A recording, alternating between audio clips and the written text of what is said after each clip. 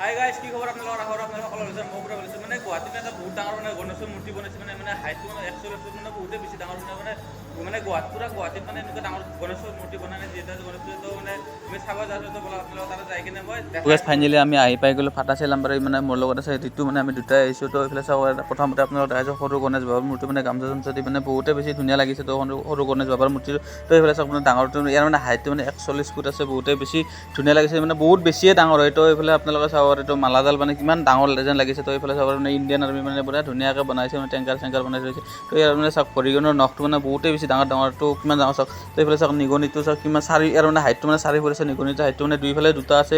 তো এইফালে চাব পাৰে বহুতেই বেছি ধুনীয়া লাগিছে মানে মূৰ্তিটো। তো মানে আসনখনো চাব পাৰে, মানে ইমান ডাঙৰ আসনখন মানে বনাইছে। মানে যিহেতু ইমান ডাঙৰ মূৰ্তি বনাইছে, তো আপোনালোকে যদি কোনোবাই চাব বিচাৰে তেনেহ'লে আপোনালোকে আহিব পাৰে। মানে ফাটা চিলাম্বাৰীতে মানে এইটো মানে বনাইছে, মানে বহুতেই বেছি ডাঙৰ 140 ফুট মানে হাইট মানে গণেশ বাবাৰ মূৰ্তিটোৰ। মানে তো এইফালে চাওক মানুহ বহুতেই বেছি হৈ গৈছে। তো মোৰ লগত আছে মানে ঋতু, তো ঋতু মানে এনেকৈ ভিডিঅ' বনাই আছে।